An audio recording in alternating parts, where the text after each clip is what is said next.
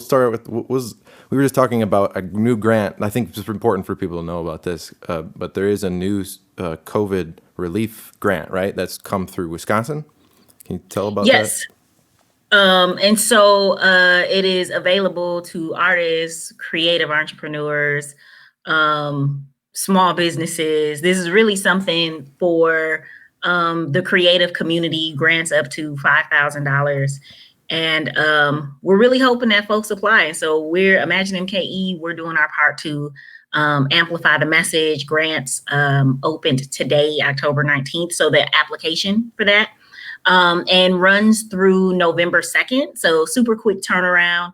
But that's because they want to begin issuing out these grants as soon as possible. From what I understand, lower threshold for the creative community. I mean, oftentimes, if creatives are eligible for grants, there's so many things that they have to go through or provide proof of. That's not the case with this grant. And we're helping to amplify the message about an informational session that they're doing tomorrow that we are co-hosting. And so tomorrow, October 20th, there will be an informational session for creatives across disciplines, creative entrepreneurs to hop on and learn more and again, hopefully apply. Yeah, it's called We Are. What is it? What is the name of the grant? We Are. We're all in. We're all in. That's right. Yeah, Yep, we're all in. we're all in. Yeah, that is quite a quick turnaround compared to the other ones from the first stage of.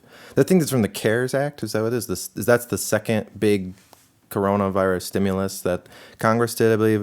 I don't have to. There's so much complicated things about that, I'm sure. But and this is just through Wisconsin, right? So only Right, available right. to Wisconsin residents, yeah, and all musicians and small businesses alike, from my understanding. Yeah, And folks should apply. I mean, like I yeah. said, I spent the morning sending out emails about it.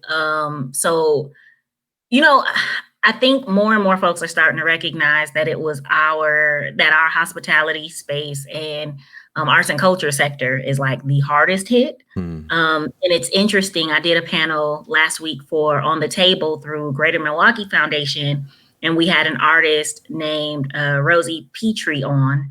And she said, well, look, if people don't think that um, they're engaging in arts and culture right now during COVID, they should give up their Netflix, give up that book you're reading, give up that podcast you're listening to. Um, all of those things are a part of arts and culture, and all of those folks who are producing that content, both on like in front of it and behind the scenes, all of those folks are hurting right now. So again, I hope that people take advantage of applying for this grant. Um, so we can help continue to stimulate the arts and culture sector.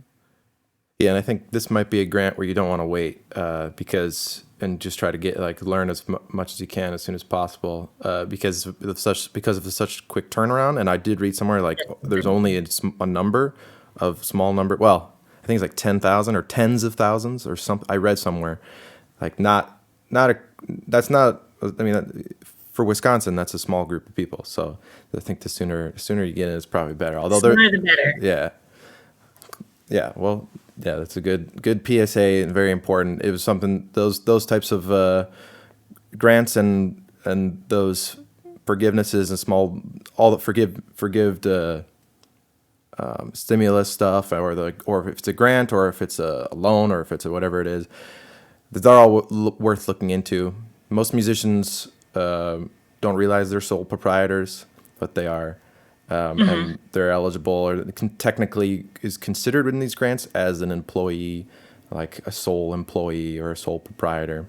Whether you have an LLC or not, you still should apply if you're a working musician.